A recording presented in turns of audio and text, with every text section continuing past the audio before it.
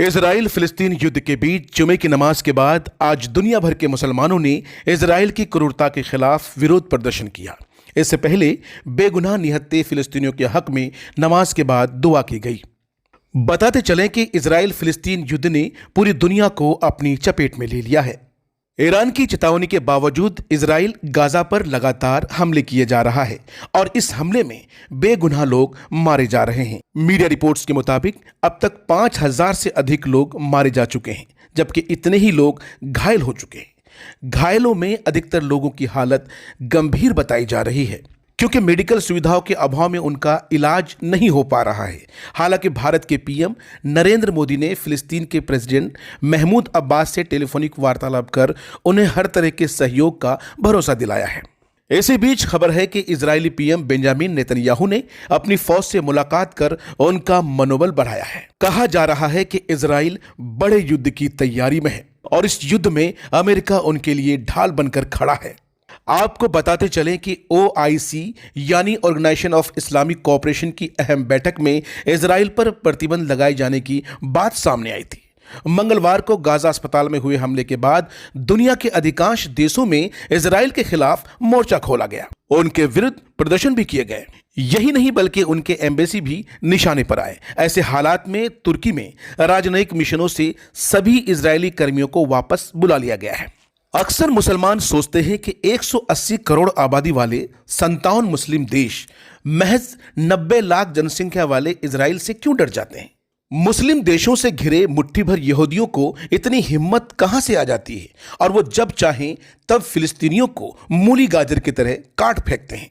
आखिर इजराइल को इतनी शक्ति कहां से मिलती है कि वो अकेले ही दुनिया को, खासकर अरब देशों को ठेंगा दिखा देते हैं। दरअसल इजराइल के पीछे अमेरिका है और अमेरिका की अर्थव्यवस्था यानी इकोनॉमी इजराइल पर निर्धारित है, डिपेंडेंट है। इसीलिए अमेरिका अपना दबदबा बनाए रखने के लिए हर हाल में इजराइल को सुरक्षा देगा, उसे बचाएगा, उसकी इमेज का भौकाल बनाए रखेगा। हालांकि धार्मिक रूप से ये दोनों ही एक दूसरे के घोर विरोधी हैं, बावजूद उसके इन दोनों में म्यूचुअल रिलेशन है। शायद ऐसे ही लोगों के लिए कहा गया है कि धंधा से बड़ा कोई धर्म नहीं होता। हालांकि इजराइल फिलिस्तीन युद्ध के मौजूदा हालात में फिलिस्तीनियों के नरसंहार पर, मुसलमानों के नरसंहार पर दुनिया के मुसलमानों में गम गुस्सा है, लेकिन मुस्लिम देशों में वो कैफियत नहीं देखी जा रही है। ईरान और लेबनान के अलावा सभी मुस्लिम देश फूंक फूंक कर कदम रख रहे हैं। तुर्की के मुसलमानों में इजराइल के प्रति जबरदस्त गुस्सा है, लेकिन हुकूमत शांत बैठी है।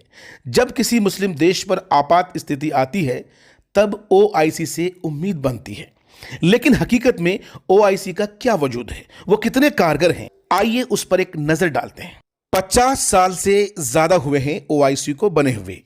ये इजराइल को झुकाने और फिलिस्तीन को उसका वाजिब हक दिलाने में कितना कारगर रहा, कितना कामयाब रहा, इसे बस एक उदाहरण से समझते हैं, तस्वीर साफ हो जाएगी। 1948 में फिलिस्तीन के 2 हिस्से हुए। कुल जमीन का 48% हिस्सा फिलिस्तीन और 44% हिस्सा इजराइल के हिस्से आया। 8% यरूशलेम के हिस्से आया और ये UNO की सरपरस्ती में आ गया। आज फिलिस्तीन शुक्र कर महज 12% जमीन पर है। इसकी 36% जमीन इजराइल हड़प चुका है। सवाल यह है कि आखिर क्या करता रहा OIC। खाड़ी देश कहें, अरब ममालिक कहें या फिर गल्फ स्टेट, OIC पर असल दबदबा तो इन्हीं लोगों का है। और यह है क्या? अधिकतर देशों में राजशाही है, पीढ़ी दर पीढ़ी एक ही परिवार शासन करता रहा है। सऊदी अरब की बात कर ले, यहां का शाही खानदान अपनी सुरक्षा को ही लेकर हमेशा परेशान रहता है। 60 साल से यहां अमेरिकी फौज का एयरबेस और मिलिट्री स्टेशन है। हर टेक्निकल सपोर्ट के लिए ये पश्चिमी देशों पर निर्भर है, डिपेंड है। शिया मेजोरिटी वाले ईरान से भी इन्हें खतरा बना रहता है, लिहाजा हर साल करोड़ों डॉलर के हथियार खरीदे जाते हैं। फ्रांस की शार्ली हेब्दो मैगजीन ने जब इस्लाम से संबंधित विवादित कार्टून छापे तो सऊदी अरब सरकार ने बयान जारी कर सिर्फ रस्म अदा की। इसकी एक ही वजह है, सिर्फ अपना स्वार्थ देखना। दुनिया के हर अमीर देश में शाही परिवार या यहां के लोगों ने अरबों डॉलर का इन्वेस्टमेंट कर रखा है। अमेरिका और यूरोप में प्रॉपर्टी खरीद रखी है। फिर सल्तनत कायम रखने के लिए भी ये अमेरिका पर निर्भर है, क्योंकि बिना उसके इनका गुजारा नहीं होने वाला। लगभग यही हाल UAE या दूसरे अरब देशों का है। ऐसे में ये लोग किसी देश की क्या मदद करेंगे।